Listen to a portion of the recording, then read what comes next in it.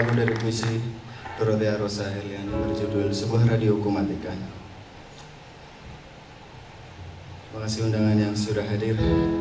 Untuk menyambut teman-teman, saudara-saudara yang sudah hadir, perkenankan kami Kowi Basi untuk memberikan 1-2 lagu. Lagu berikutnya dari Kowi Basi berjudul Payung.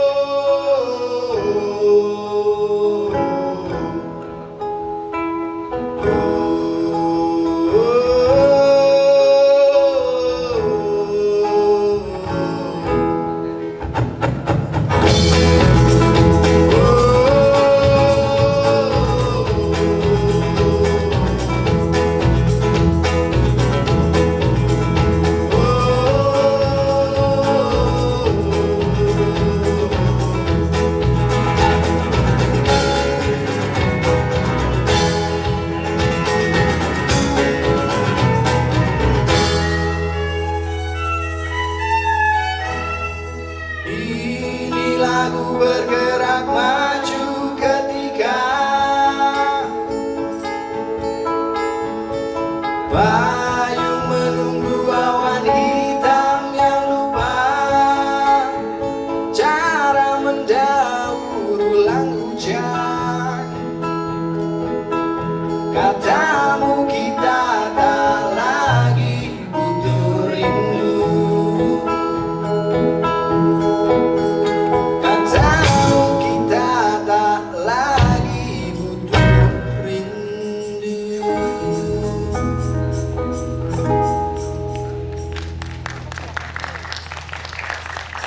Terima kasih. Berikutnya sebuah lagu kami nukil dari puisi Iman Budi Santosa berjudul Menjaga Yogya dari buku kumpulan puisi beliau Ziarah Tanah Jawa.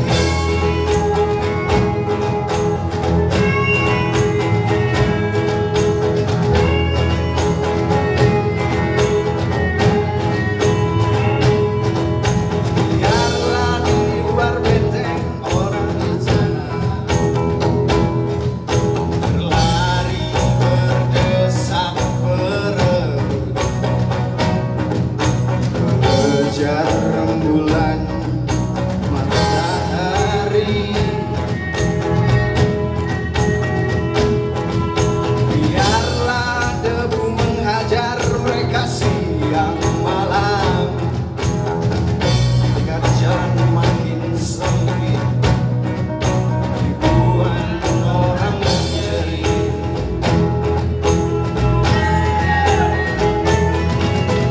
Tapi semua terus maju, semua malu. Belajar menyisir, menguat tabir, kota ini dari hilir ke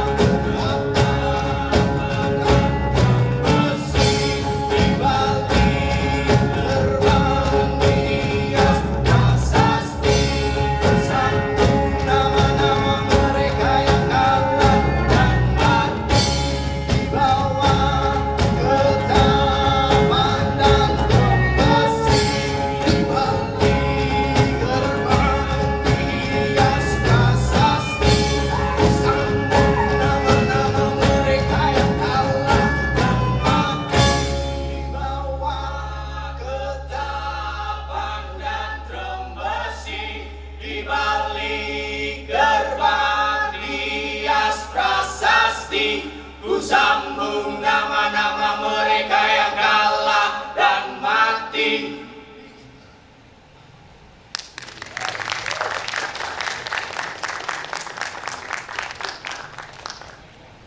Terima kasih.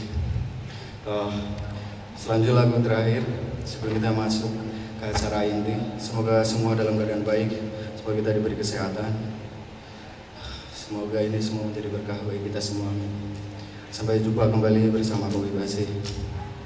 Lagu terakhir berjudul Bapak dari Kopi Basi.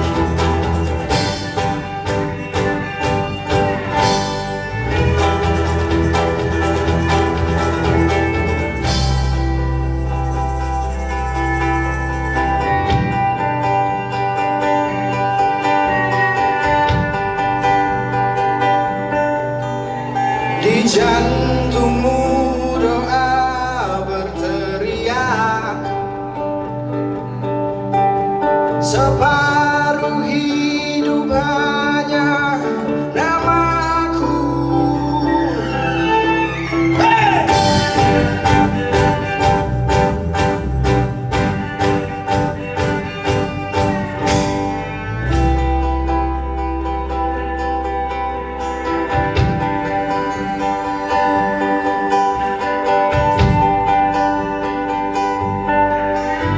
Di jantungku doa belum masak.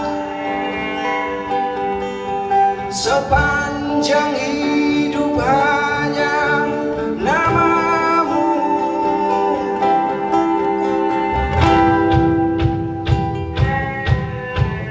Kau belum puas jadi bapak, aku belum lunas jadi anak. Hidup sudah habis, apa mati nanti romantis.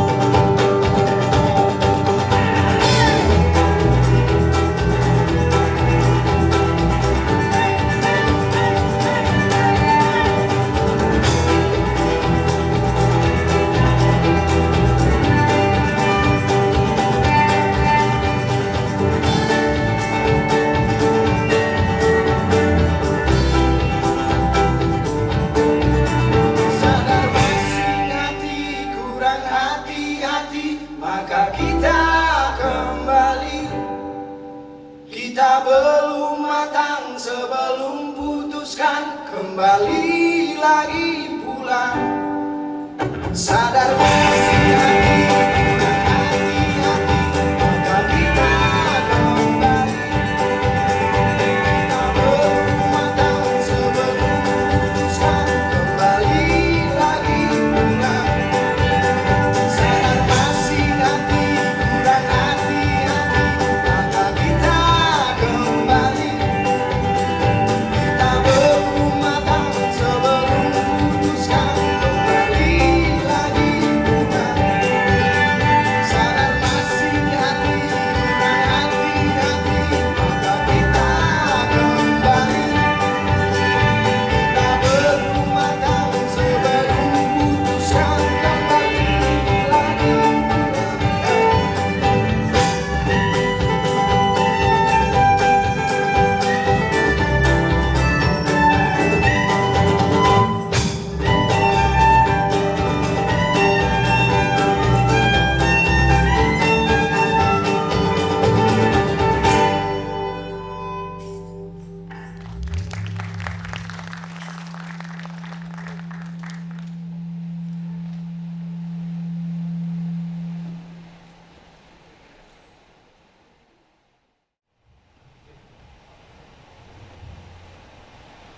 Assalamualaikum warahmatullahi wabarakatuh. Hari ini sebuah buku telah terbit.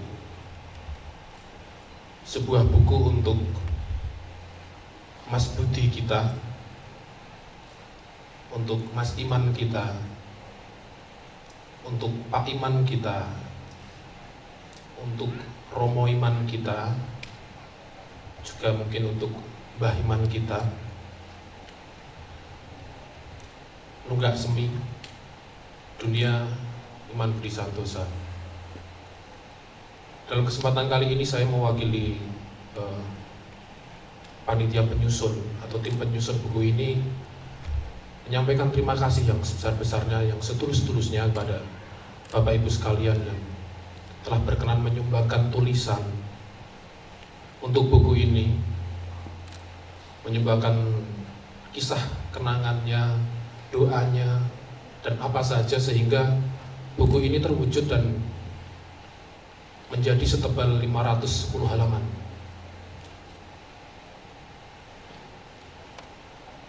Dalam kesempatan kali ini kami juga berterima kasih kepada Bu Nana Ernawati yang telah mendukung sepenuhnya untuk penyusunan dan percetakan buku ini. Tanpa beliau mungkin ya buku ini belum sampai di hadapan kita pada siang hari ini. Juga untuk Mas Fajar dari Utama Offset yang juga telah membantu meringankan percetakan sehingga buku ini juga bisa hadir tepat waktu, karena ini baru masuk seminggu yang lalu dan alhamdulillah siang hari ini buku ini sudah berada di tangan kita semua.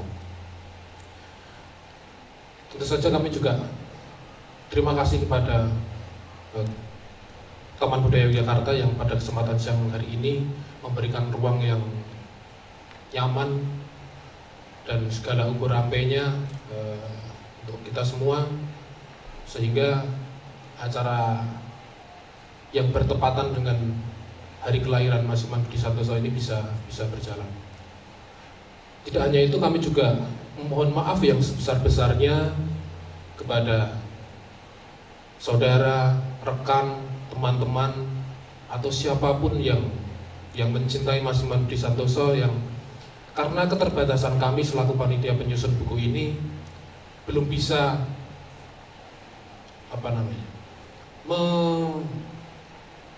mengumpulkan atau menyatukan gagasan atau kenangan Bapak Ibu yang juga berkerabat dekat dengan Mas Iman ke dalam buku ini. Barangkali suatu hari nanti akan ada buku lagi atau ada karya lagi yang berkaitan dengan Mas Iman, sehingga teman-teman atau saudara-saudara yang karyanya atau gagasannya atau kenangannya belum terhimpun di dalam buku ini bisa bersama-sama dengan yang kuyung bareng-bareng untuk beliau, untuk Mas Iman Budi Santoso.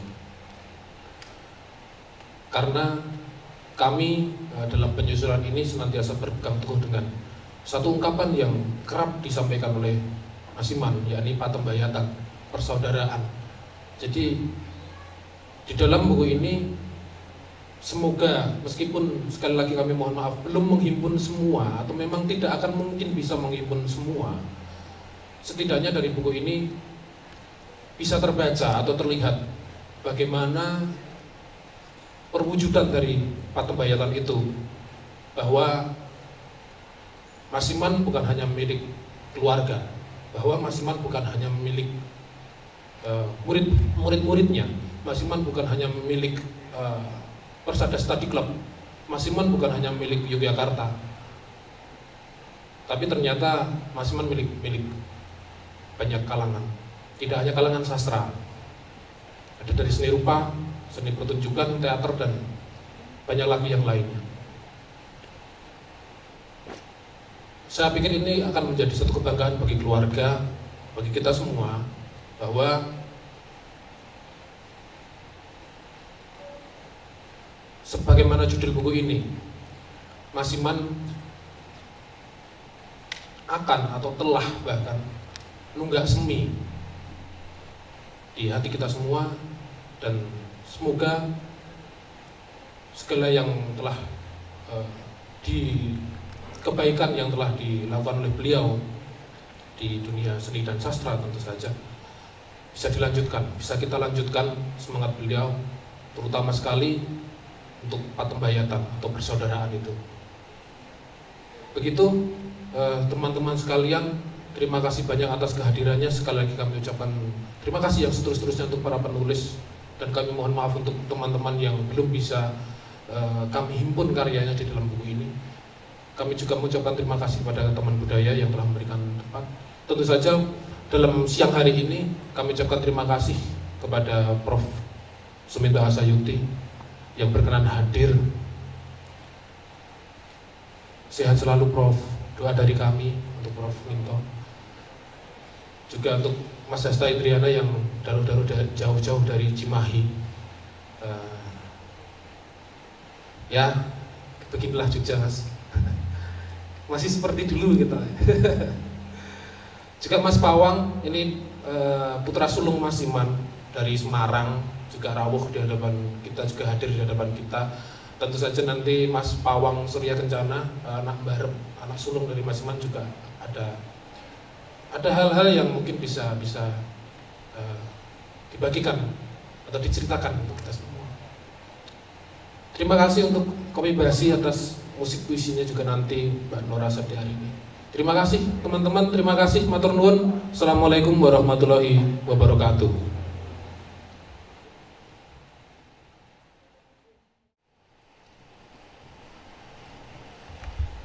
Selamat siang. Pada siang hari ini saya akan membacakan puisi dari Romo Iman Budi Santosa yang berjudul Karena Cinta.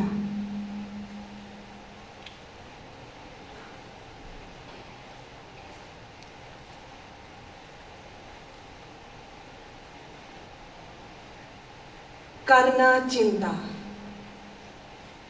karya Iman Budi Santosa.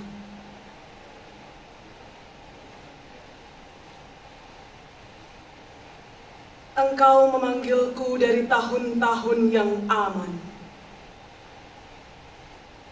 dari tanah yang betah, memelihara rumah papan, dan gurau masih menyiratkan hujan ketika langit semakin tua, mengandung uap mesin jagat yang rentah. Sepatuh air, aku pun mengalir, menawar buih, bunga tanah dan pasir, menghidupkan lumut genggang, menggamit kalian berani telanjang. Mandi sunyi mengurai diri ke berbagai sendang.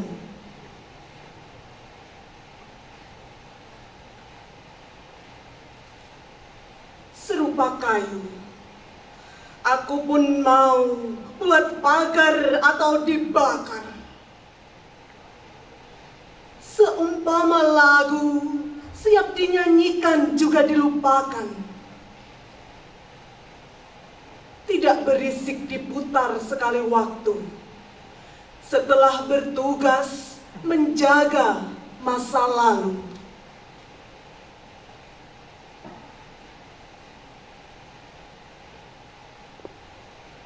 Sahabat, aku datang karena cinta, karena pesan yang tersembunyi di balik kata, sungguh tak membuatku seperti buku tua.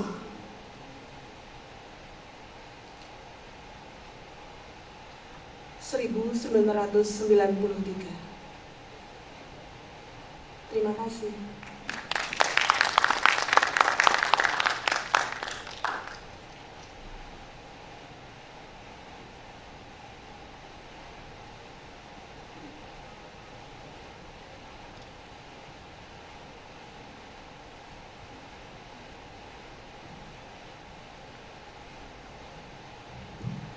Hadirin yang berbahagia, selanjutnya adalah bincang-bincang sastra dengan narasumber Profesor Suminto Ahmad Sayuti, Hasta Indriana, Pawang Surya Kencana, moderator Suganda. Dipersilahkan.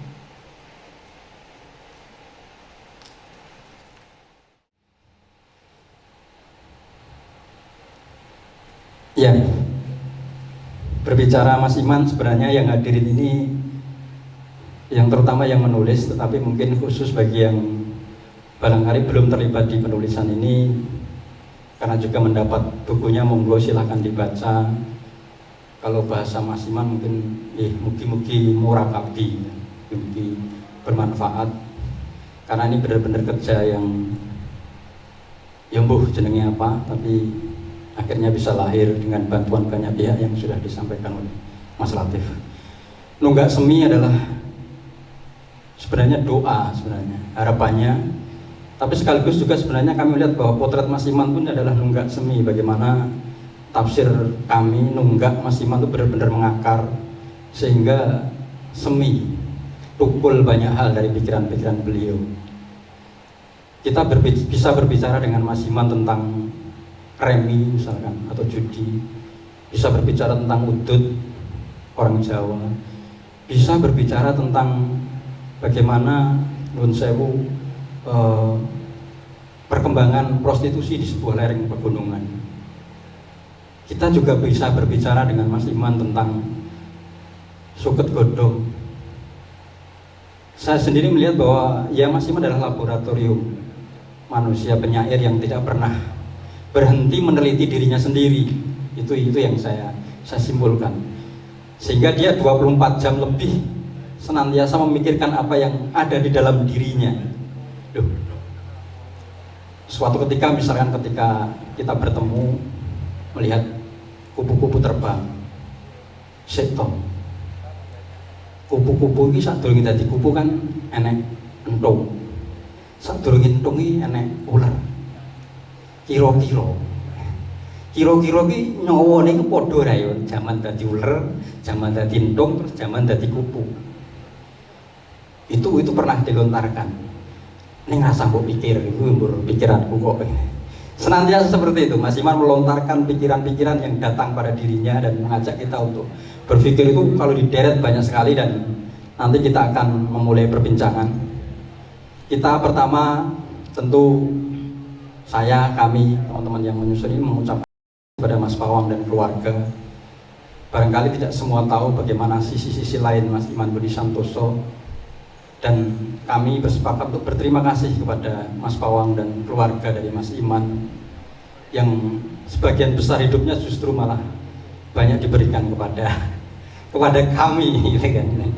Ini Mas Iman ini jadi wong ini teko Mas.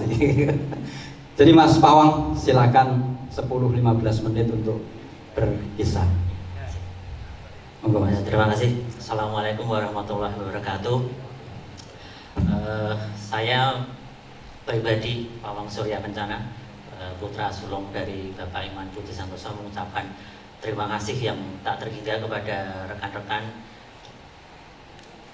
di Jogja yang pada hari ini bisa menyelenggarakan acara dengan sebegitu luar biasa, sebegitu hebatnya, dan saya diberi info bahwa yang menyumbangkan tulisan dan dicetak menjadi buku setebal 500 halaman masih beberapa atau mungkin banyak yang belum terakomodir. Jadi menunjukkan bahwa begitu antusiasnya rekan-rekan semua terhadap sosok Iman Budi Santoso. Sekali lagi terima kasih yang tak terhingga untuk Mas Kandar, kepada rekan-rekan semua.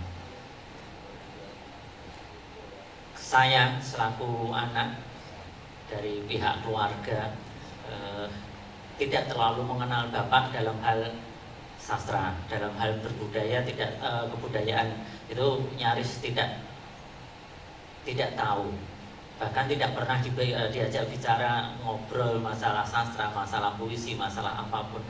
Ya paling sesekali sedikit cerita seperti itu, tapi selebihnya pada saat kami ngobrol cerita macam-macam itu ya lebih ke hal-hal yang kekinian atau masa lalu atau apapun, tapi tidak pernah ngobrol masalah sastra. Kemudian dari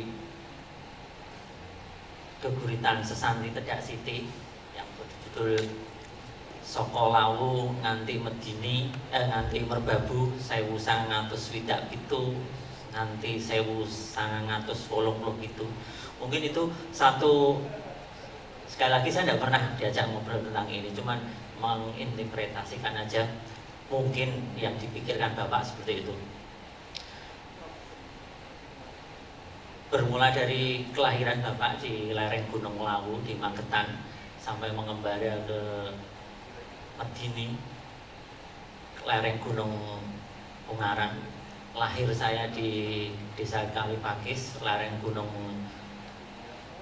Prau. Kemudian di lereng Gunung Ungaran anak kedua Risang lahir, di lereng Merbabu Ratna lahir, di lereng Gunung Sumbing Sindoro Bapak menjalankan tugas kedinasan di perkebunan teh, kopi, kelapa sawit. Itu mungkin kehidupan yang ditulis di sini, sesuatu yang dicari, tapi ada bisikan bahwa apa yang dicari itu tidak ada di situ. Sehingga mungkin batinnya bergolak, mungkin batinnya tidak tahu apa yang dirasakan, sehingga 87 harus meninggalkan semua itu, kembali ke Jogja, kembali ke pangkuan batinnya. Sejak itulah 87 Bapak benar-benar mendedikasikan hidupnya untuk sastra.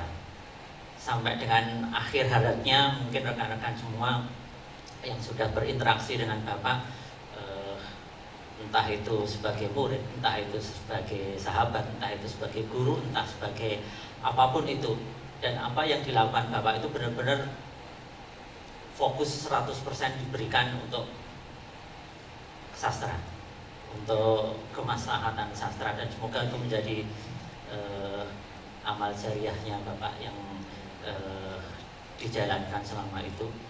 Kami bagi keluarga sudah cukup dengan kondisi seperti itu, memahami dengan kondisi seperti itu. Biarlah Bapak menjadi Bapak saya, biarlah menjadi milik bersama, bukan menjadi milik keluarga tadi seperti yang disampaikan Mas Kandar, dimiliki rekan-rekan, dimiliki Jogja, dimiliki sastra Indonesia. Dan sedikit mungkin pribadi Bapak yang dalam keseharian pun lebih apa ya, dengan interaksi dengan wong cilik itu ya memang seperti itu, bersahaja. Bapak itu relatif pendiam, di rumah pendiam, tidak terlalu banyak macam-macam, tidak terlalu banyak ngomong ojo ini, ojo ngono, ojo ini, mengalir begitu saja, tidak terlalu banyak aturan, dan seperti itu memang. Tapi dalam pendiamnya itu, dalam kesahajaannya itu terengginas. Nyaris apa-apa bisa, nukang bisa, olahraga bisa. Bahkan satu hari mungkin Bapak dengan kondisi seperti itu yang pernah menjadi tim bulu tangkis mewakili kelurahan itu untuk acara 17-an Agustus di tingkat kecamatan. Itu pernah. Sepak bola pernah ikut saya, tapi ya segitulah Bapak. Dan pembiaran terhadap saya, terhadap anak-anaknya itu sudah saya rasakan semenjak tahun 74.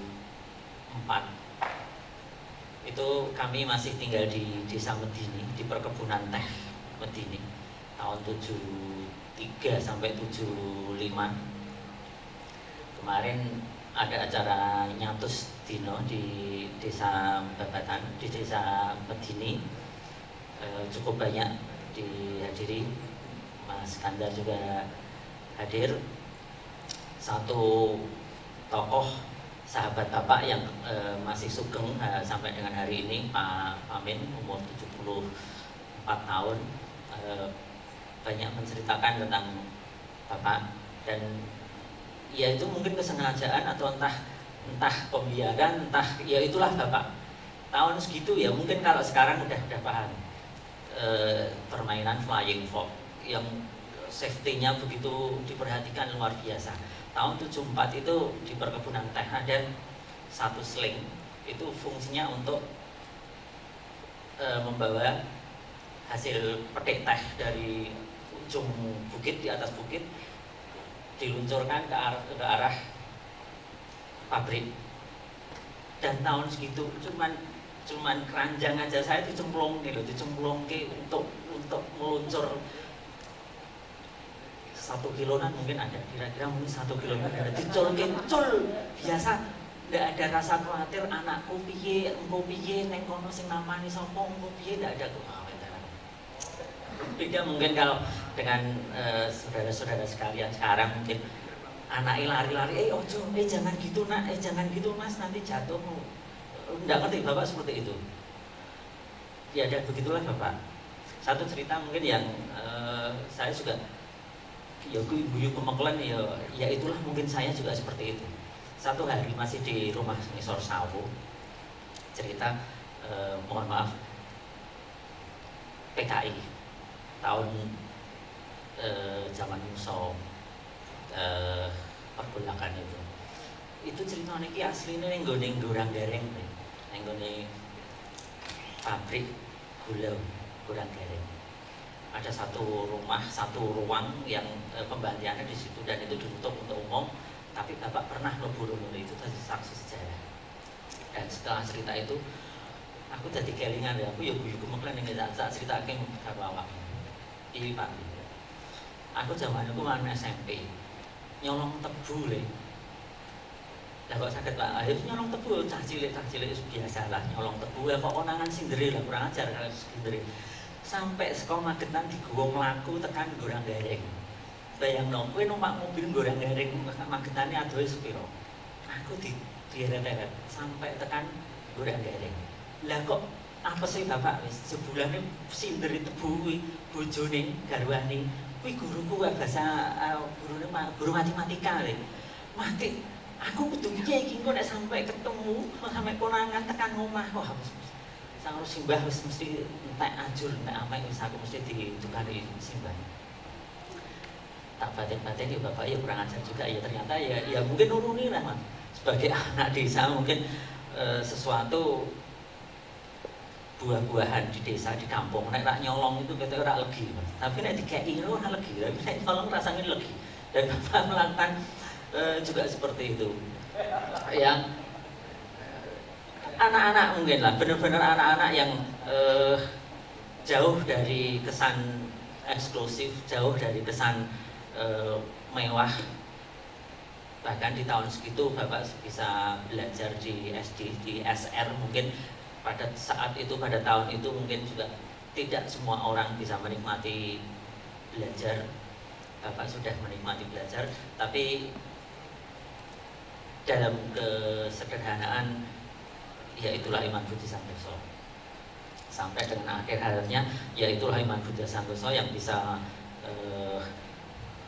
mengikuti apapun, siapapun yang berinteraksi, ngomong keplek, ngomong remi, ngomong prostitusi, ngomong pemerintah, ngomong sastra, ngomong manuk, ngomong kuburan manuk, ngomong tanaman, kuburan manuk ada di Sesanti Tedak Siti. Dan ngomong manuk, satu hal yang juga pernah disampaikan, leh delonan kayak ono manuk jeruk ning lemahan kae. Nggih. Kowe ngerti maknane apa? Wah, ibu ngertos Pak Ano. Kuwi nek ana manuk jeruk sampai golek nutuli pangan, golek pangan ning lemah, kuwi berarti lemah kuwi berkah. Lemah kuwi iki apik.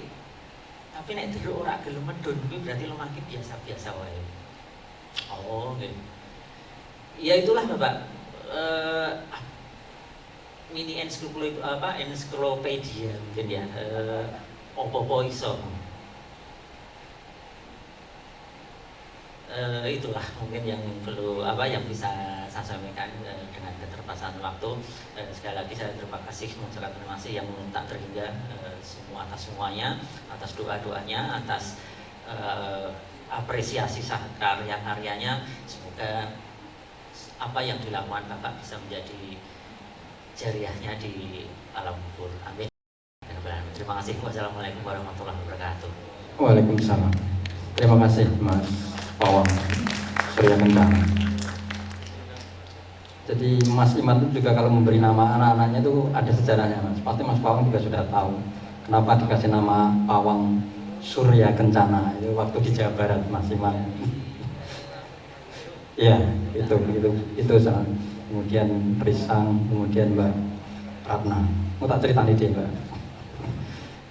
Selanjutnya kita akan berbicara agak ke dalam arti karya-karya beliau, karya-karya Suwargi atau Mas Iman menulis hampir semua jenis tulisan. Maksudnya ada puisi, cerpen, prosa, novel, bahkan dalam dua bahasa atau dui bahasa, Jawa dan Indonesia. Dan karya-karyanya juga senantiasa memenangkan, misalkan ada perlombaan tentang sastra Jawa, misalkan suatu ketika itu ada lomba, saya pernah dapat cerita bolak-balik kok sing menang kok suka kono katanya gitu. Akhirnya ya aku tak melu yang pisan wae cukup. Akhirnya dia memenangkan salah satu perlombaan cerita pendek berbahasa Jawa yang berjudul Leong yang di Taman Budaya ini tahun 1999. Kok sing menang kok etan terus ini bahasa memang Yogyakarta dong. Ini hanya off the record ya. Jadi tapi sudah itu salah satu guyonan Mas Iman, bagaimana beliau senantiasa mengingatkan terutama yang berasal dari Jawa, ya nek iso iki kowe ya tulis Jawa ya Indonesia. Artinya itu yang senantiasa dipesankan meskipun atau di-PR-kan kepada teman-teman. Nah, dari sanalah banyak sekali teman yang kemudian terlibat diskusi, terlibat perbincangan yang banyak mengulik tentang peristiwa-peristiwa yang terjadi. Sebagaimana tadi karya Mas Iman, isi-isinya juga sangat banyak, yang itu juga berbicara tentang banyak hal juga, baik potret sosial, individu dan yang lainnya. Kemudian cerpen-cerpennya Kalimantan juga bersetting tentang Medini dan lainnya. Kemudian novel Pulung Gantung, Talipati, ada juga kisah-kisah bunuh diri di Gunung Kidul juga dalam features bersama Mas Wagid dan Sinarke. Puisi-puisinya yang tentu akan sangat dihafal oleh Mas Hasta Indriana. Nah, ini salah satu murid yang berhasil menurut saya. Sedangkan yang tidak berhasil adalah saya sendiri. Monggo Mas Hasta barangkali bisa berbagi proses berpengalaman atau berinteraksi sambung rasa dengan Mas Iman. Matur nuwun Cak. Izin Prof. Terima kasih Mas Pawang, terima kasih kepada SPS dan Taman Budaya yang telah mengundang saya. Saya merasa sangat istimewa di sini, yang pertama karena membahas dunia IPS. Guru saya, betul-betul saya akui sebagai guru saya, dan kedua guru saya yang lain adalah Profesor Suminto. Ini tidak bisa saya elakkan ya, karena memang betul-betul saya berguru pada dua ini, dan saya sangat istimewa karena dipertemukan oleh SPS di acara yang istimewa ini. Mas Pawang, jadi saya itu pernah berpikir ya, bertanya-tanya, ini saya hampir setiap minggu, bahkan ada waktu dalam setiap hari itu saya mengunjungi Mas Iman, dan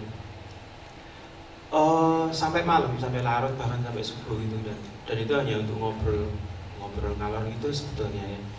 Dan anak Mas Iman ini di mana ya? Saya menjadi seperti anaknya, dan ketika tadi Mas Pawang bercerita seperti itu, saya di sini akan bilang bahwa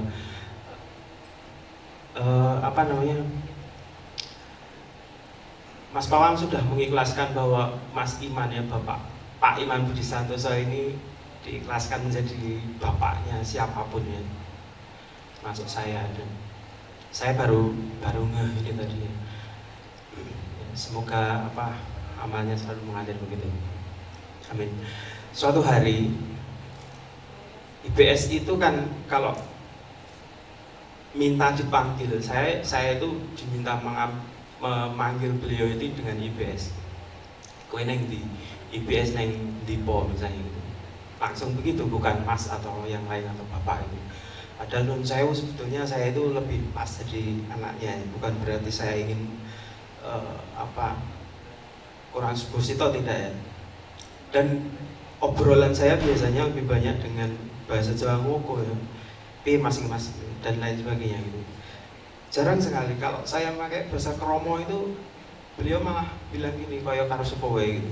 Nah biasanya saya kalau lama tidak berkunjung itu saya ngomongnya pakai kromo gitu ya, salaman gitu pasti kan begitu koyo karo sepo wae, terus terkekek itu seperti biasanya begitu.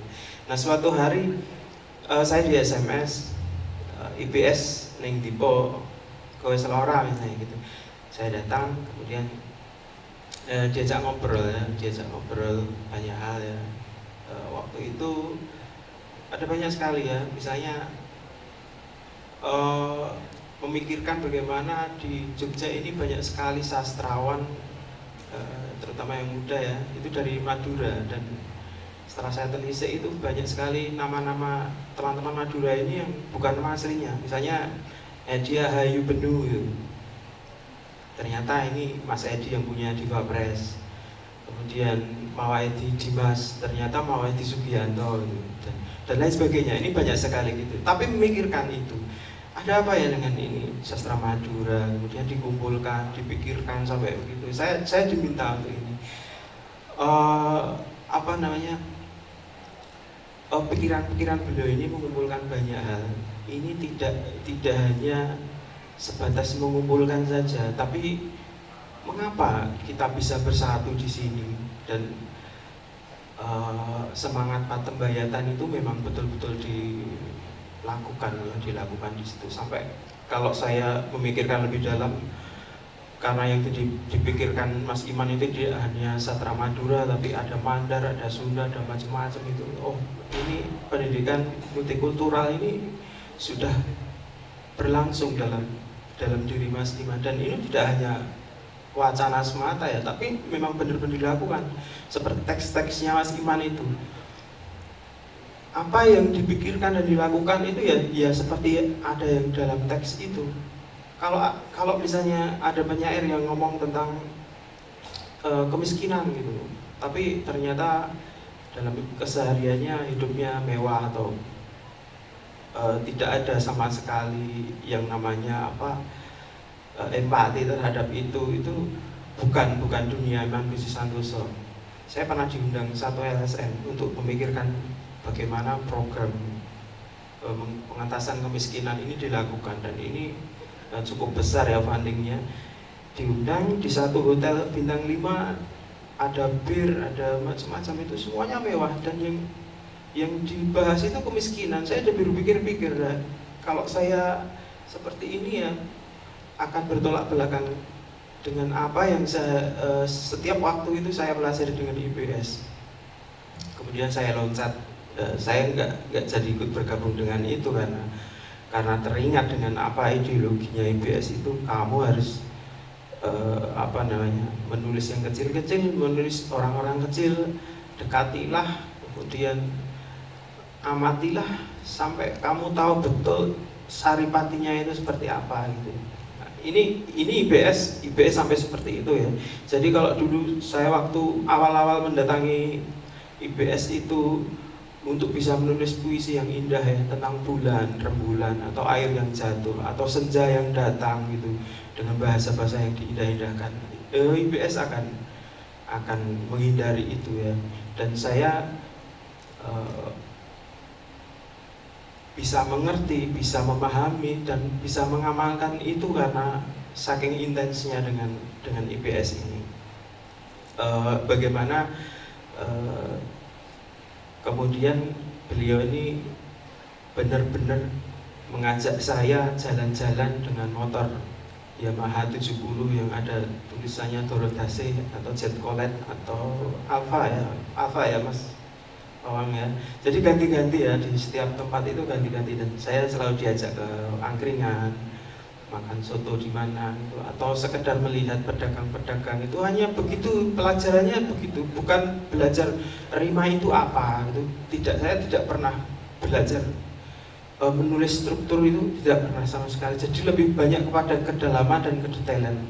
Dan satu hal lagi adalah pertanyaan yang menohok untuk saya, kalau kamu diminta untuk menulis tentang Gunung Kidul, apa yang akan kamu tulis? Ini pertanyaan, bukan jebakan sih, tapi pertanyaan memang betul-betul dasar bagi murid yang awal-awal datang kepada Mas Iman ini ya. Saya orang Gunung Kidul ya. Apa yang akan kamu tulis? Pantai Baron misalnya, itu dalam pikiran saya atau apa gitu. Nah kemudian yang bisa dipikirkan dari itu ternyata ada banyak hal, misalnya Pulau Gantung ya, kisah bunuh diri, kasus bunuh diri di Gunung Kidul yang cukup tinggi ya, nomor 2 sedunia ini.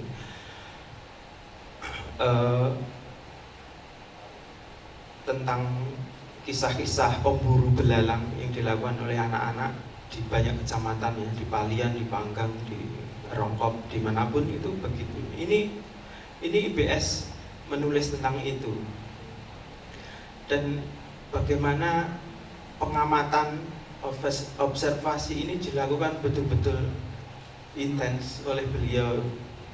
Mengamati ya tidak hanya baca teks dari mana berita terus kemudian menulis puisi, tidak, tapi betul-betul diamati, dilihat, kalau perlu bertanya ya, bertanya misalnya pada pedagang-pedagang sayur dari Imogiri yang pagi-pagi jam 2 itu sudah naik sepeda bawa sayuran menuju ke Pasar Beringharjo. Ini mengikuti Mas Iman hampir setiap hari, dan ini sering kali dilakukan gitu. Sampai bertanya kepada si ibu pembeli ini, ditanya, jenengan menawi saking Bantul jam pinten? Kalau dari Bantul berangkat ke Beringharjo ini jam berapa gitu, misalnya pertanyaan-pertanyaan sederhana ini dilontarkan. Jadi memang betul-betul menyatu ya antara teks dengan apa yang dilakukan oleh Iman Budi Santoso ini. Nah,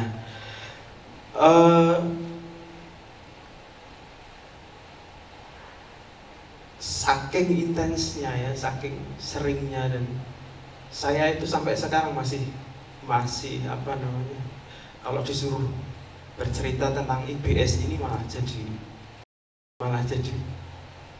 jadi mau bercerita yang mana dulu gitu, mau, karena saking banyaknya.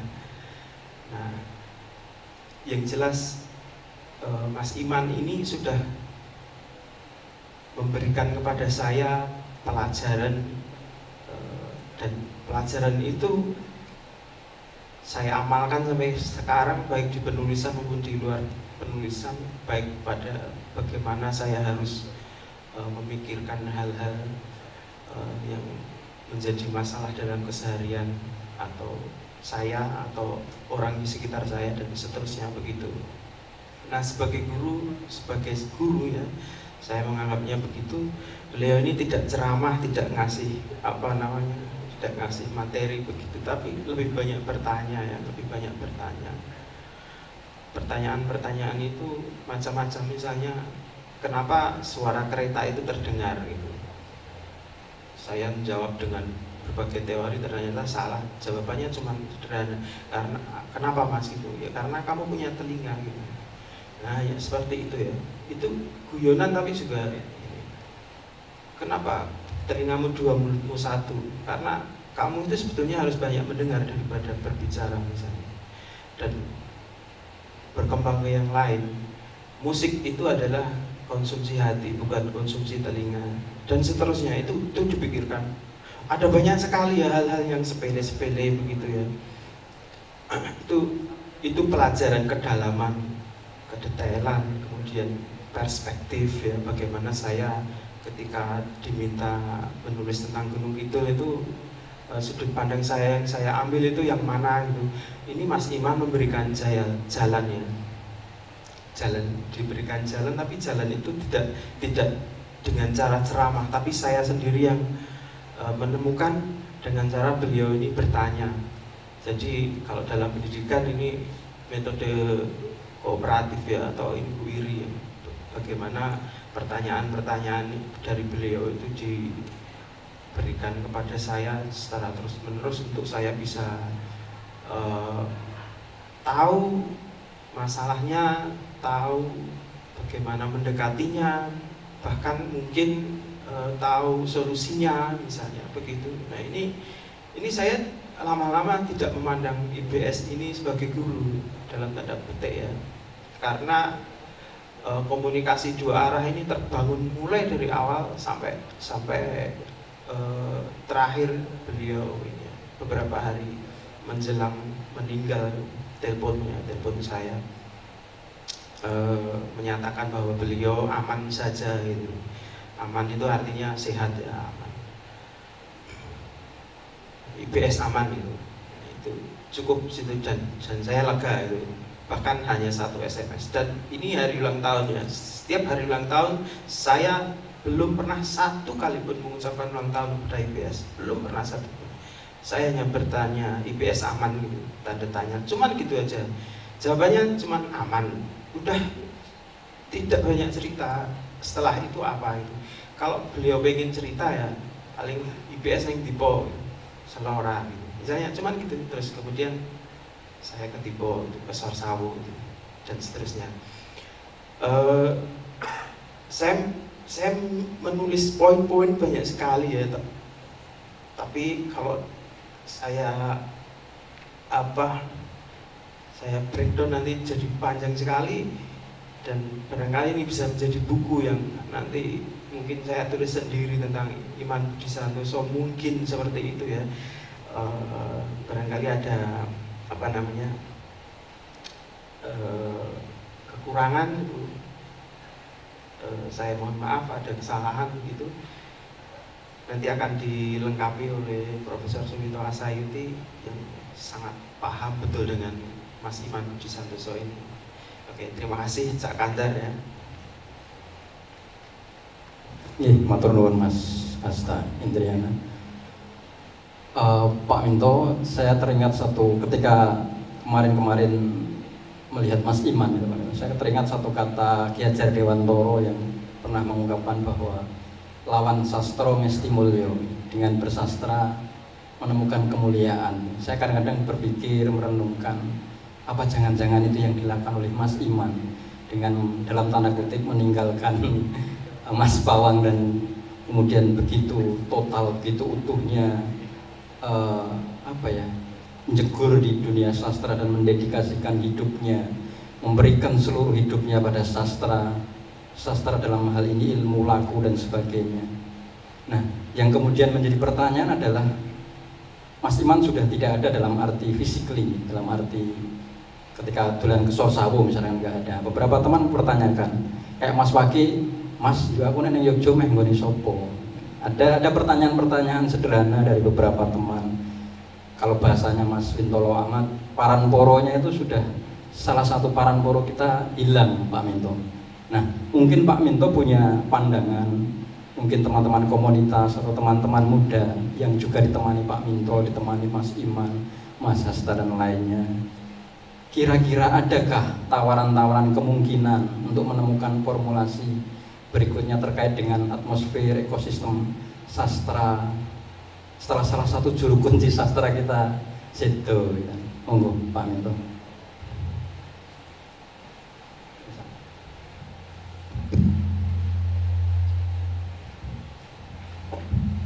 Ya, terima kasih.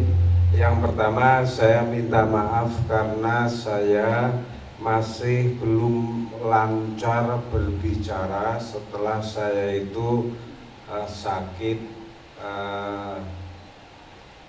tahun yang lalu tanggal 4 Januari. Di sini ada hadir para senior saya, ada Mas Parno SAD, ada Mas Gentong juga. Itu yang para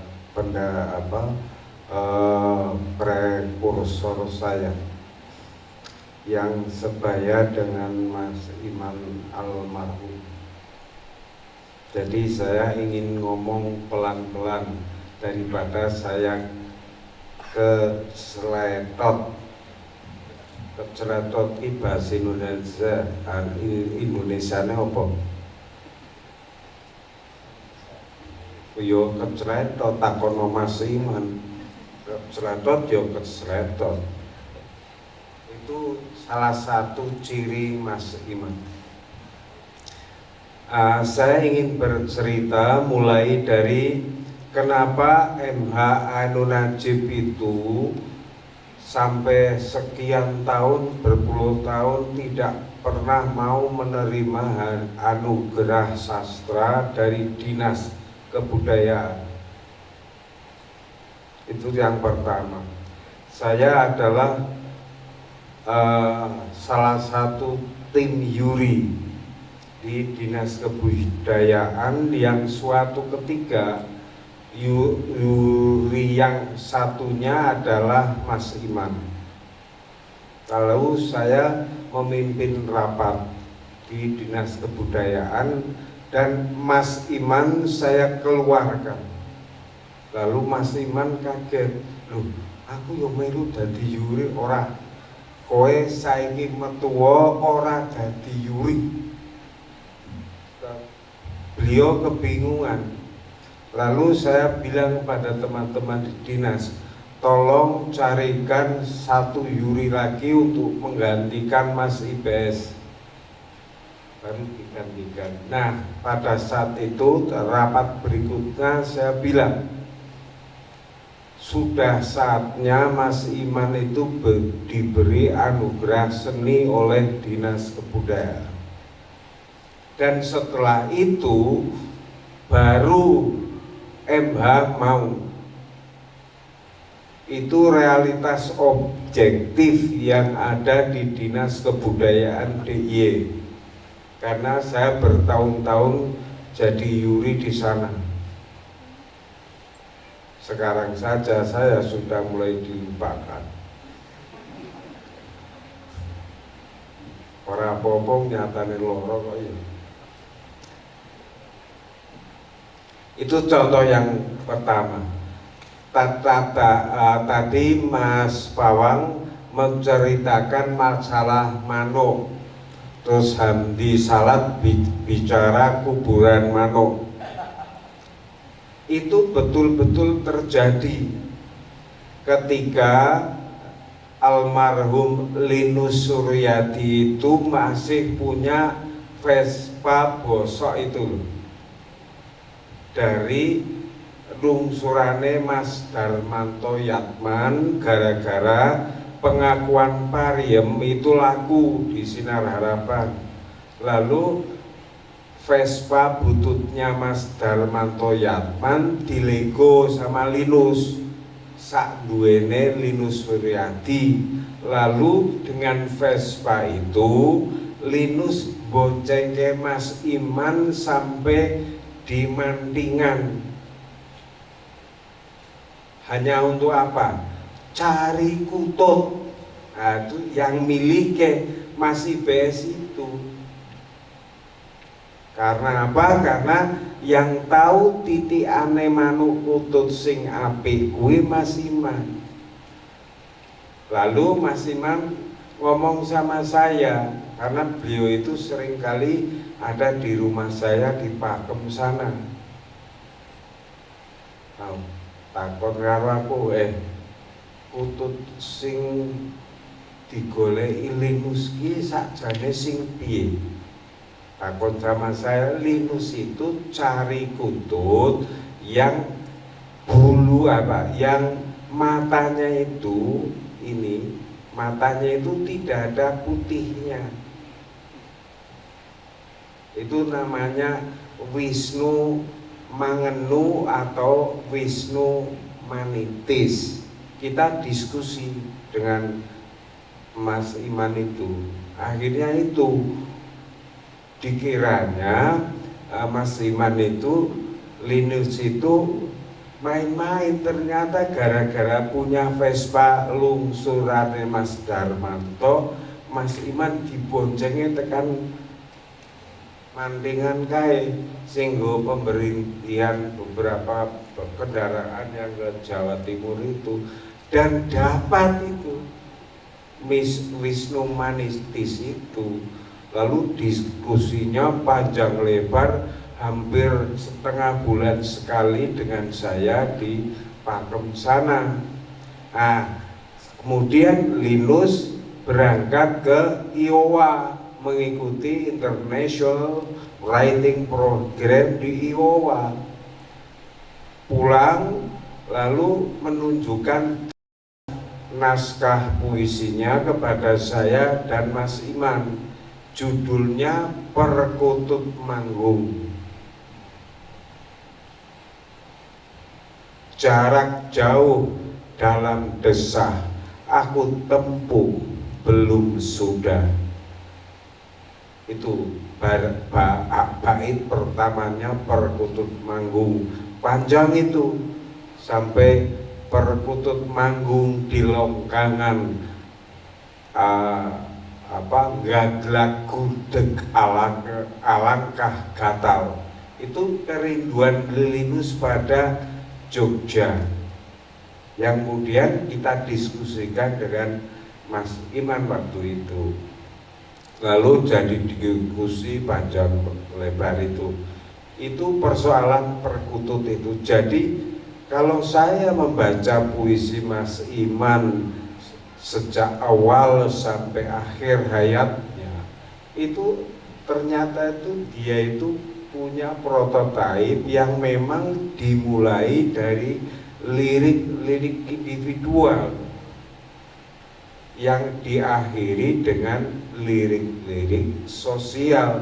Dan itu terjadi oleh siapapun penyair Indonesia modern, dari Gunawan Muhammad, Sapardi sampai Ainun sendiri yang semula menulis Bisik Libu, Frustasi, Sajak Sepanjang Jalan. Akhirnya dia menulis sesobek buku harian untuk Indonesia. Dan Mas Iman juga seperti itu, dimulai dari gitu, lalu berakhir orang-orang transmigran Kariwori misalnya, semuanya. Dan hebatnya Mas Iman itu dia mampu membangun ekspresi liris tapi sosial. Jadi artinya apa? Cerita yang disampaikan oleh Mas Hasta tadi dan juga Mas Wawan itu menemukan signifikansinya pada puisi-puisi Mas Iman. Jadi bagaimana beliau itu melakukan transpersonalisasi subjek individu ke subjek yang bukan individu. Lian bagi Mas Iman memang penting sekali, lian itu, the other itu, karena tidak ada jika tidak ada lian, maka bebrayan community itu tidak akan terbentuk. Makanya bagi Iman itu hidup itu akhirnya dilakoni saja. Itulah Mas Iman.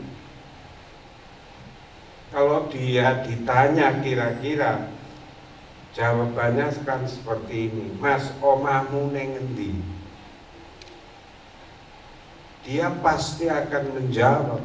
Saya tidak berani bertanya, tetapi saya sudah menafsir dan memaknai sendiri. Rumah Iman adalah dirinya sendiri. Jadi dia tidak pernah membayangkan rumah seperti misalnya Hamdi bangun rumah lantai 2 gitu. Misalnya ini ngorada dadi misalnya gitu.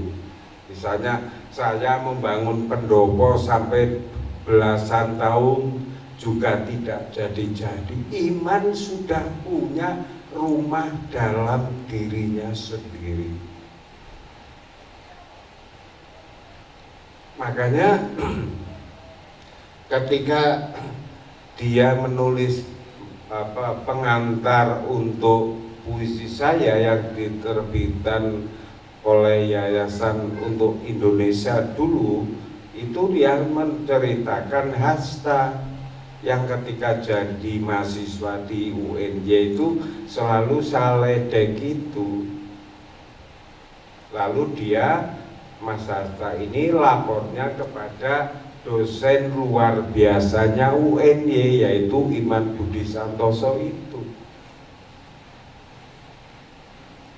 Karena bagi beliau ini yang penting sekali kita catat itu bagaimana kita itu membangun rumah dalam diri sendiri itu. Rumah kita ya diri kita.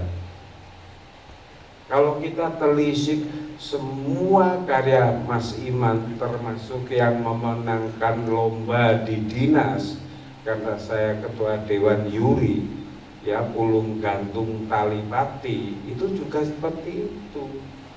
Dia memang mengunggah misalnya wartawan dari Jakarta, kemudian wawancara, tapi sebelumnya dia itu sedang menulis masalah ideologi keimanan dia, ke-IBS-an dia. Sebenarnya hanya proyeksinya masalah mitologi di Gunung Kidul. Kalau teman-teman dari UGM, jika sekarang ada itu, sekarang itu kan Mas Faruk sedang sangat suka pada realisme magis itu. Nanti lihat saja di dalam karya-karya Mas Iman Budi Santoso itu akan ketemu semuanya. Jadi dalam diri itu yang dipentingkan itu oleh Mas Iman adalah rumah bagi diri sendiri. Nah, karena itu saya sangat mengapresiasi buku yang di hari ini diterbitkan ini. Mengapa ini tidak tunggak semi, tapi nunggak semi? Ini persis seperti ideologinya Mas Iman. Jadi saya saksi hidup, karena saya juga sebagai muridnya. Sejak dulu PSK masih ada, Mas Parno juga ada gitu. Saya saksi hidupnya. Itu seperti itulah kehidupan Mas Iman itu.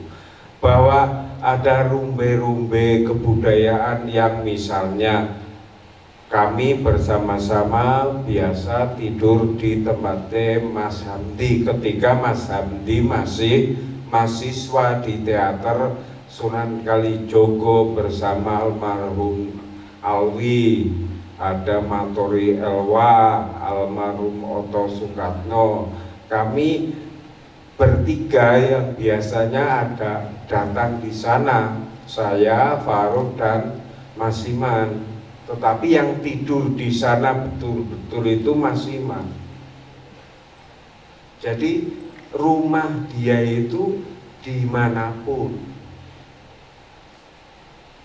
Ya, rumah dia itu dimanapun. Nah, itu yang mengilhami puisinya Linus itu. Kalau perkenalan, judulnya perkenalan. Di situ itu dikatakan aku mingetut kelah kuning suku kedeping netro kerenteking kaso. Itu Iman Budi Santoso. Yang di dalam puisinya Linus itu menjadi bahasa Indonesianya itu di dalam perkenalan itu, karena dia itu pengembara abadi yang ujung akhir yang ingin dicapai adalah kebahagiaan di alam langgeng. Seperti sekarang ini, insya Allah Mas Iman itu sudah memperoleh kenikmatan kuburnya. Amin. Nah, jadi bagi teman-teman yang ingin mengikuti jejak kreativitas Mas Iman itu antara lain seperti itu, seperti Hasta itu juga. Nek kowe arep nulis Gunung Kidul, kowe arep nulis apa? Makanya kan kemudian Hasta puisinya berubah dari gayanya yang dulu ketika masih mengikuti workshop esais muda Asia Tenggara di Musi Banyuasin, Hasta sudah ada di sana waktu itu. Lalu dia menulis esai judulnya Suminto Asayuti di Minggu Pagi, tidak untuk mencari nilai A dari saya, tetapi dia mendekonstruksi cara-cara para pengajar di UNY sing ora mutu, termasuk saya, gitu loh. Nah, saya sendiri ketika ini cerita saja di luar teks ini, ketika saya menjadi dekan FBS selama 8 tahun, Mas Iman adalah konsultan saya di luar kampus. Di samping tentu Mas Hamdi yang saya tarik sebagai pengajar di kampus itu, karena saya tidak suka birokrasi, tetapi jadi birokrat. Ini celakanya saya. Kemudian program saya selama 8 tahun itu sastrawan dan seniman masuk kampus. Waktu saya dituduh sebagai orang gila, dekan gila di UNY, karena setiap saat teman-teman gantian ceramah di sana, sampai kuliah umumnya saja Cak Nun bersama Kiai Kanjeng, kuliah umum kedua Marwoto Kawer. Nah, sampai kok Marwoto jadi pembicara itu, saya konsultasinya dengan Mas Iman itu, piye Mas, ngene iki wae. Sehingga hampir semua penyair saya datangkan, dari Tohari sampai Rendra, kemudian dari tari itu dari Dedi Lutan, Sutopo Tejo Baskoro sampai Mbak Ida misalnya Nungki. Dari musik saya datangkan Adi MS dan seterusnya, sampai yang Towo Peromahis apa Wakil Gubernur Jabar Dedi Miswar. Nah itu kita tidak punya uang. Terus Mas Nanda beritahu saya, nek arep ngundang Dedi Miswar, kowe kondo karo sing wartawan Sinar Harapan, kon goleke duit neng Promah. Nah, terus akhirnya malah kita disumbang oleh Dedi Miswar untuk mutar film Kiamat Sudah Dekat itu, yang Ande Taulani itu bintangnya. Lalu akhirnya beberapa universitas yang dekat Karangmalang itu tumplak di FBS. Itu saya ngomong sama Mas Iman itu. Kemudian ketika saya akan direktorkan di UNY, saya tanya juga pada beliau itu, api piye? Terus dia bilang, yuk kuwi apik wae ning catetane nek kowe sreg. Nah, saya bilang saya jadi dekan saja saya menyesal kok masa ngono. Umpamanya jadi rektor pun mesti ora kepilih. Ya bilang gitu. Terus kecuali nek UNY kepengin lek rusak, aku rektore aku. Saya dipaksa oleh para mahasiswa, termasuk adik-adiknya Hasta itu, semuanya sepakat, tetapi Senat tidak memilih saya. Masa UNY kok rektornya seniman gendeng lulusan Malioboro itu. Alhamdulillah itu saya tidak jadi rektor, tapi jadi rektor di jalanan saja. Nah, ini saya berikan ilustrasi bahwa Mas Iman itu di dalam puisinya juga seperti itu. Dia itu betul-betul manjing ajur ajer. Itu loh masalahnya. Jadi kalau membaca puisinya Mas Iman, esai-esainya Daria atau geguritannya itu seperti itu. Jadi betul-betul dia itu ngelakoni, ngerasake. Itu Mas Iman. Kadang-kadang diwalik, ngerti dhisik, terus ngelakoni, terus ngerasake. Ini modelnya Ki Hajar Dewantara kan seperti itu. Beliau kan pengagum Ki Hajar Dewantara. Kalau teori kreativitas itu ya no telu. Niteni, niroke, nambahi. Nambahi itu kalau kita menggunakan rumus model saya dan beliau Mas Iman itu pipolondo, ping, poro, lan, sudo. Jadi ngapain kita itu berkibat habis-habisan ke barat, karena kita sudah punya semuanya. Seperti sekarang ini kita ngomong pendidikan karakter itu, saya pernah ngobrol dengan beliau itu karena saya jadi pembangkang di UNY. Saya menolak itu. Kok kita tiba-tiba menggunakan teori orang baru? Kita di Nusantara ini sudah luar biasa. Itu yang kemudian mendorong Mas Iman mengumpulkan peribahasa. Jadi dia ingin generasi muda itu nunggak tur semi. Itu masalahnya. Itu kesaksian dari Mas Tirto juga ada mestinya. Ketika Mas Tirto jadi kepala Balai Bahasa Jogja yang namanya Patembayatan itu. Dan banyak sekali sungguhnya. Kalau kita membicarakan apa yang dilakukan oleh Mas Iman bagi Jogja dan Indonesia itu luar biasa.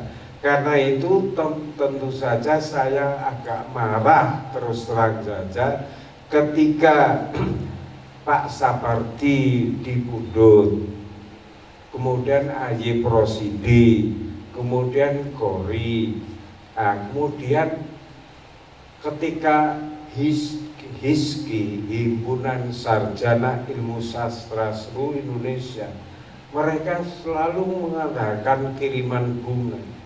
Tetapi ketika Mas Iman,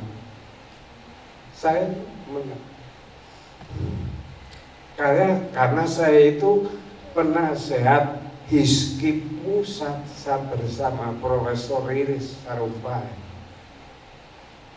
Saya keloro-loro, apalagi saya belum pulih benar, tidak bisa melayat.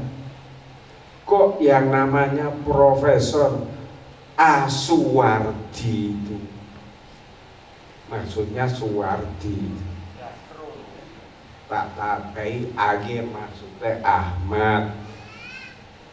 Pak Wardi itu tidak bergeming sama sekali, dan itu padahal HISKI. Kenapa? Karena Iman itu kan dalam konstelasi perpuisian, cerita, fiksi dan seterusnya itu tidak hanya ngomong Jogja, tetapi memang dia itu tidak ingin mengibaran bendera di majalah Horizon seperti itu, dan itu tidak jadi keinginannya.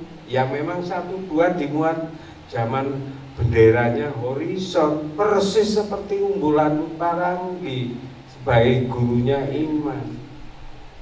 Orang semuanya menyebut umbu, tapi mana puisi umbu di Horizon? Cuma 1-2. Tapi siapa yang tidak mengenal Umbulan Paranggi sampai ditulis di dalam subjudulnya puisinya Taufik Ismail, Beri Daku Sumba. Itu aneh, aku jadi ingat pada umbu. Seperti kalau di sini si Raudal menulis tentang Mas Iman dan seterusnya. Artinya apa? Kita yang sudah jadi teman, jadi muridnya, jadi cucu-cucunya, marilah apa yang sudah diwasiatkan oleh beliau itu kita teruskan untuk menjaga Yogyakarta. Kita mulai apapun, asal Jogja bergerak, Indonesia bergerak. Asal Jogja aman, Indonesia aman. Saya yakin tentang hal itu. Karena kita itu memang bersumbu pada sesuatu yang sudah teruji oleh zaman. Jadi pesan saya mungkin juga mewakili Mas Parno dan Mas Gentong, mari teman-teman itu tetap kita itu di tengah kemajuan teknologi yang luar biasa yang menyebabkan kita itu tersudut di berbagai tempat, kemudian mengedepankan arogansi sektoral. Mari kita jaga bersama-sama patembayatan kita itu. Dalam bahasa Iman Budi Santoso, suket godhong dadi rowang, ojo ngantek awake dhewe kesandung ing rata, kebentus ing awang-awang. Matur nuwun.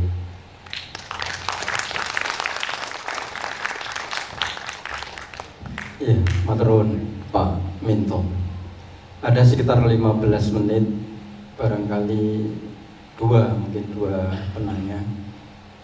Karena yang hadir memang rata-rata yang ikut menulis di sini dan ya mempunyai pengalaman terhadap beliau interaksi. Karena Mas Iman memang ya unik, setiap individu yang bersinggungan atau berdekatan dengan beliau senantiasa memiliki kisah tersendiri yang otentik, yang berbeda. Saya dengan Mas Hasta ketika berinteraksi dengan Mas Iman akan sangat berbeda.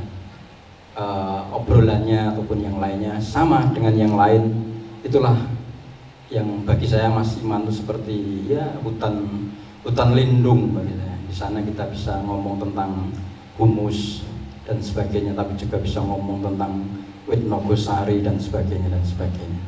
Silahkan dua pertanyaan atau yang mungkin juga bersaksi ataupun yang lainnya. Kalau tidak ada juga tidak masalah. Monggo teman-teman yang hadir. Monggo satu Pak Parno, satu lagi. Monggo, ada? Oh ya, Mas Alim Bahtiar. Nyun sewu ngajeng ya Pak.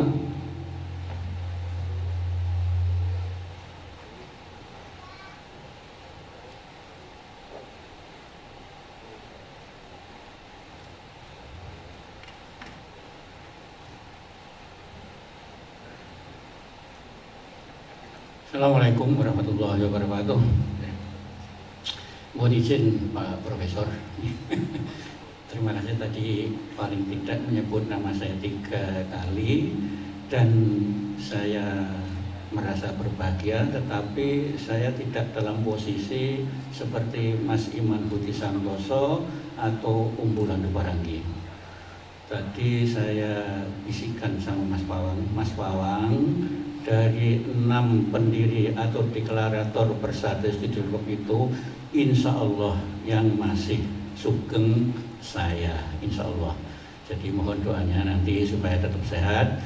Dan saya juga ingin mengatakan bahwa dari 6 pendiri atau deklarator Persada Studi Klub itu 2 diantaranya yang sampai sekarang tidak tahu rimbanya. Jadi Mas Mugiono Kilowarsono dan Mas Ipan itu sampai sekarang tidak. Jadi bisa saya ungkapkan bahwa waktu itu 6 pendiri Persada itu, deklarator Persada itu 4 Di antaranya adalah Trah dari Tegal Mulyo, Mas Iman, Mas Teguh, kemudian Mas Mugiono, dan Mas Ipan. Sementara saya sama Mas Warno, bedanya cuma P sama W, itu dari luar Tegal Mulyo. Saya juga ingin menyatakan bahwa apa yang Mas ceritakan tadi itu identik dengan cerita anak Umbularu Paranggi. Jadi Mas Bawang, jangan loro-loro kalau Mas Iman, bapak kamu itu lebih mementingkan komunitasnya daripada keluarga. Anak Umbularu Paranggi juga ketika berada diskusi di rumah MHM Najib juga menyatakan seperti itu.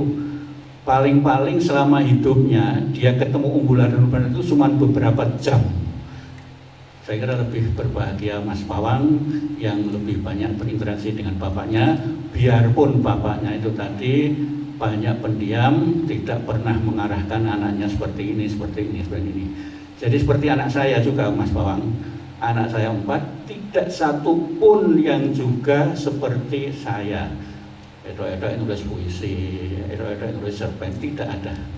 Dan bahkan saya keloro-loro sekarang itu kira-kira sekitar 1000-an buku-buku saya itu akan saya kemanakan karena anak-anak saya tidak pernah seperti membaca seperti saya sejak SD dulu. Saya kira Pak Suminto itu mau problem kita semuanya. Saya pernah teringat ya, Pak Basuni waktu itu, Ahmad Basuni itu mempunyai banyak dokumentasi buku-buku termasuk clipping majalah yang diterbitkan oleh Hamka, majalah apa namanya? Nah itu waktu itu beliau Pak Ahmad Basuni itu sebelum meninggal dunia mengamanatkan kepada salah seorang putranya, nanti tolong buku-buku saya di perpustakaan pribadi itu dihibahkan kepada PWI, dan betul dilakukan.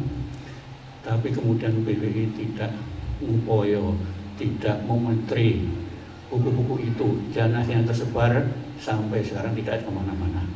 Beberapa bulan setelah Mas Diponegoro, Muhammad Diponegoro meninggal dunia, itu buku-bukunya, dokumentasinya, termasuk dokumentasi yang dari Jefferson itu, Profesor Jefferson itu sudah sampai di toko loak, sudah sampai di buku-buku loak.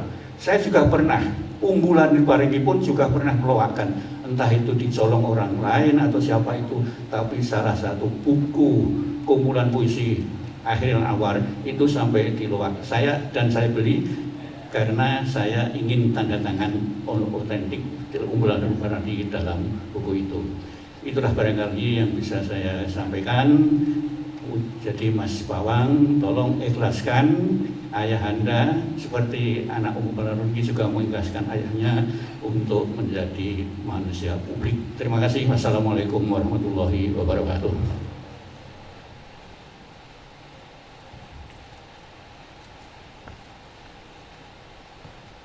Ya, terima kasih matur nuwun buat waktunya. Saya adalah orang yang mungkin beruntung karena saya berinteraksi dengan Mas Iman di akhir tahun 90-an dan sampai 2000-an, terus sampai 2 minggu sebelum Mas Iman meninggal saya ke sana karena saya juga masih merepoti dari tahun 90-an itu. Mas Iman adalah salah satu guru saya, dalam artian dia banyak memberikan masukan-masukan atau tempat saya bertanya tentang dunia kesenian ya, karena waktu awal-awal saya kesini juga saya gonjang-ganjing dalam artian apakah saya harus memilih dunia seni dalam artian itu, dan Mas Iman adalah satu-satunya orang yang banyak tempat saya bertanya. Ada beberapa hal mungkin pertanyaan tapi sederhana saja sih. Kepada Mas Pawang tadi sebenarnya hampir sama sih. Tadi sudah disinggung juga sebenarnya. Bagaimana sih Mas Pawang ini ketika ditinggal Mas Iman dan keluarganya gitu ya. Ya mungkin ini agak sedikit personal ya. Ya monggo dalam artian dijawab, tidak dijawab juga nggak apa-apa, karena ini agak pertanyaan personal. Yang kedua mungkin kepada semuanya tentang mungkin banyak yang ditulis di sini ya, saya belum baca juga. Saya ingin bertanya tentang hal-hal yang menyebalkan, ya kan, dari seorang Iman Budi Santosa. Dalam artian mungkin dia sangat keras kepala, ya kan, atau sangat yang bagi kita mungkin menyebalkan, ya, dalam artian praktek-praktek kesenian atau praktek-praktek hidupnya. Yang saya kadang-kadang juga ada hal-hal yang sebenarnya saya juga sebel kok anti ngono gitu, kadang-kadang seperti itu. Itu aja sih, makasih.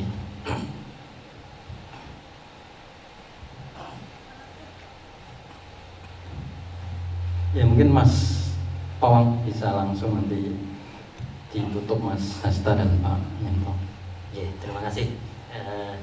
Jadi begini, tahun 87 ini walaupun pertanyaan personal saya jawab, enggak ada masalah bagi saya. 87 itu dengan serta-merta tidak ada kabar apa-apa, tidak ada kata apa-apa. Tahu-tahu Bapak menghilang gitu saja. Berangkat seperti biasa, berangkat ke kantor, ke dinas perkebunan, kantornya di Ungaran. Kami masih tinggal di Kecamatan Ampel, Boyolali. Seperti biasa menjalankan tugas, pulang jam 2 sebagai seorang pegawai negeri. Tiba-tiba menghilang, tiba-tiba tidak pulang. Ditunggu mungkin besok, mungkin lusa, mungkin dan tidak ada kabar beritanya. Sampai ibu ya gulung-gulung bingung dengan anak 3. Saya sudah waktu itu SMP kelas 2, kelas 1, kelas 2. Risang masih kelas 6, Ratna masih kelas 4. Jadi relatif saya yang sudah bisa melihat kondisi keluarga sekarang ini. Udah hilang gitu aja, Mas. Kami kelimpungan, seorang istri, ibu seorang istri yang benar-benar jadi ibu rumah tangga yang tidak ada penghasilan secara ekonomi, harus menghidupi anak 3. Mau gimana, mau apa, tidak tahu. Yang ada ya secepatnya mencari safety untuk keluarga. Ibu jual kalung, kalau tidak salah. Kalau waktu itu masih tersisa ada satu perhiasan kalung sama anting-anting tujuan. Saya tetap tinggal di Ampel. Ibu sama Ratna pindah ke Purworejo karena diminta kakaknya ibu, Budi, ke Purworejo untuk menyambung hidup. Risang dititipkan ke Simbah ke Solo. Udah gitu aja, udah tidak ada kata-kata, tidak ada apa-apa, udah hilang begitu aja, udah hilang gitu aja. Tapi dengan momen itu justru ya akhirnya pada kesempatan itu jadi saya tahu, saya paham bahwa Bapak itu kehidupannya jauh ke belakang. Tahun 69 saat mendirikan Persada Studi Club, berinteraksi dengan Ragil Suwarno, Pranggulo Mati, Limu Suryanti Agi, Unggulan Dumarangi, itu ibu cerita semua. Bapak mungkin biyen koyo ngene, koyo ngene. Apa mungkin saiki balik ning Yojo golek Limus ya mbuh. Ya itu analis saja yang tidak terjawab pada saat itu. Sampai akhirnya tahun 90 juga tidak ada angin, tidak ada kabar, tidak ada, tahu-tahu datang gitu aja nemuin saya. Ya mungkin Bapak menganggap saya pada saat itu sudah cukup umur untuk memahami kondisi, sehingga datang begitu saja ke saya, mulai Bapak ini kalau yang ini oh gitu lah, terus pun ya wes gini ya sudah 4 tahun itulah, 3 tahun lah Bapak meninggalkan tanpa kabar berita, sampai akhirnya tahun 90 datang ke saya untuk mengkonfirmasi kemarin itu kenapa, dan selama 3 tahun itu mungkin beberapa rekan mungkin paham Bapak benar-benar hidup menggelandang, mungkin hidup di rumahnya, di langit rumahnya, benar-benar apa adanya dijalani, tidak tahu apa yang dipikirkan. Ya begitu aja. Dan kami dari kalau saya sih kondisi sudah paham mungkin adik-adik saya yang pada saat itu mungkin belum terlalu paham, dan Risang yang relatif agak-agak paham tapi juga ada ngerti, ya mungkin ada sedikit luka yang dari ketiga anak mungkin seperti itu ya. Kalau Ratna masih relatif kecil, nggak ngerti apa-apa, udah ikut gitu ya. Ya mungkin itu Mas yang jadi rasanya juga ya sudah, gimana, jalan-jalan aja. Saya juga kehidupan seperti biasa, sekolah, dolan, main, seperti biasa, ngalir seperti biasa saja. Dan kalau masalah keras kepala, ya mungkin benar kata horoskop bintang, seorang Aries itu memang kerasnya kepala, minta ampun.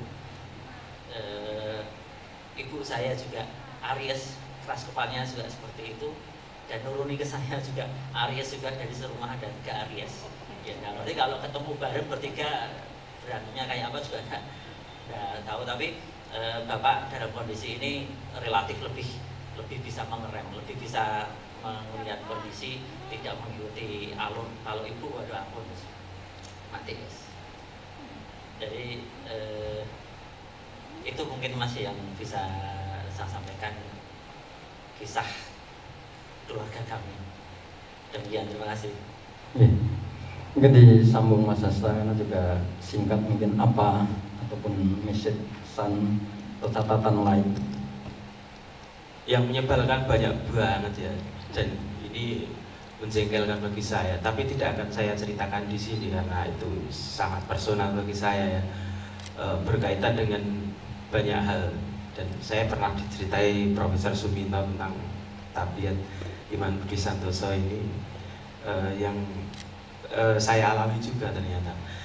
2 pengalamannya ini menjengkelkan bagi saya, tapi tidak personal, tidak begitu ya, dibagi saja nggak apa-apa.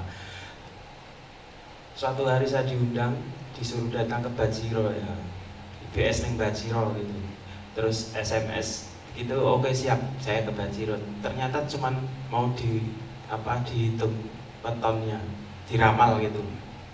Oh, weton mungkin nunggak semias, rezeki ini lancar. Sudah wi, selalu begitu. Hitunganmu ki kaya Cak Nun, jadi rezekinya mesti ono wae. Bilang begitu si IPS ini bilang begitu. Nah IPS biro, terus gitu. Padahal beliau sebetulnya udah tahu ya. Satrio Wirang ki kepiye Mas? Satrio Wirang ki akan selalu mendapatkan rintangan dalam hidup ini. Jadi rintangannya banyak gitu, dan saya terdiam. Tapi kemudian saya bilang gini, Mas sakjane sebenarnya yang nunggak semi itu Mas Iman. Rezeki itu tidak hanya berupa kebendaan Mas. Mas Iman itu muridnya banyak sekali dan bersemi Mas, selalu bersemi begitu, selalu ada tunasnya. Proses regenerasinya itu berlangsung. Aku yakin Mas, rezekimu dari situ. Saya bilang gitu. Orang, jawabannya orang. Nah, hal-hal yang seperti itu, wes toh percaya aku toh bilang gitu. Ya wes Mas, bodoh-bodoh wae dhewe iki nunggak semi, saya bilang gitu. Ya itu ayel-ayelan begitu. Hal yang lain misalnya ketika saya sering berkunjung ke IBS, hampir larut dan bahkan subuh gitu, tapi tetap menulis. Dan saya bertanya, ini kapan ya menulisnya? Saya kalau sampai subuh kan nanti siang itu udah ngantuk. Ini IBS ini selalu menulis, dan bahkan sampai sekarang ya, menulis tidak hanya puisi, cerpen, esai, tapi banyak hal ditulis. Buku-buku antropologi, pertanian, buku sosiologi dan seterusnya itu ditulis oleh beliau, dan nggak bait-baitnya, ada yang tebal banget gitu, dan ada yang sangat berbobot gitu. Profesi wong cilik itu bagi saya masterpiece-nya IBS itu ada di situ, meskipun saya tidak menafikan yang lain, tapi itulah kenapa energinya yang ada di dalam diri IBS itu luar biasa ya, dan itu menjengkelkan bagi saya karena saya tidak bisa meniru begitu saya melek sampai pagi, siangnya tidur dan nggak jadi nulis itu. Nah ini yang yang saya tiru ini nggak bisa gitu. Itu saya jengkel, tapi ya caranya ya ngombe vitamin misalnya atau banyak olahraga, dan itu ternyata nggak apa namanya, nggak membantu untuk bisa seperti IBS ini yang bisa menemani banyak orang hampir setiap malam sampai larut, dan kemudian ternyata bisa menghasilkan banyak sekali tulisan, banyak buku. Saya pikir itu kejengkelan-kejengkelan yang bisa saya jadikan sebagai belajar di situ. Kalau yang jengkel yang dimaksudkan oleh Mas Alim nih, membuat saya nesu, ada banyak ya, dan saya simpan saja karena itu indah bagi saya. Oke, terima kasih Cak Kandan. Monggo Pak Minto, catatan dari Pak Minto. Saya tidak akan menceritakan itu semua, biarlah jadi rahasia saya dan Mas Iman almarhum. Tidak baik kalau kita menceritakan kejengkelan atau kelemahan orang-orang yang sudah lebih dulu mendahului kita. Kita doakan yang terbaik pokoknya bagi almarhum Mas Iman Budi Santoso. Terima kasih. Ya, matur suwun. Kita beri aplaus buat beliau bertiga. Matur nuwun Mas Pawang, Mas Hasta, Pak Minto. Sedikit ketika kita mencatat tentang Mas Iman, dalam catatan saya, kalau kita berbicara Mas Iman adalah berbicara tentang kampung halaman. Kalau kita berbicara Mas Iman, kita berbicara wong cilik Sutonoyo Dadawaru. Kalau kita berbicara Mas Iman, kita akan berbicara juga tentang Dorodasih, impian-impian yang terwujud. Dan kalau kita berbicara Mas Iman, tentu kita tidak akan lepas dari laku prihatin yang senantiasa didengungkan oleh Mas Iman. Dan yang terakhir tentu seperti Pak Minto tadi, kalau berbicara Mas Iman, kita harus pulang ke dalam diri kita masing-masing. Matur nuwun, terima kasih, mohon maaf atas segala kekurangan, dan terakhir kita mohon doanya untuk swargi sesuai dengan kepercayaan masing-masing. Berdoa kami persilahkan.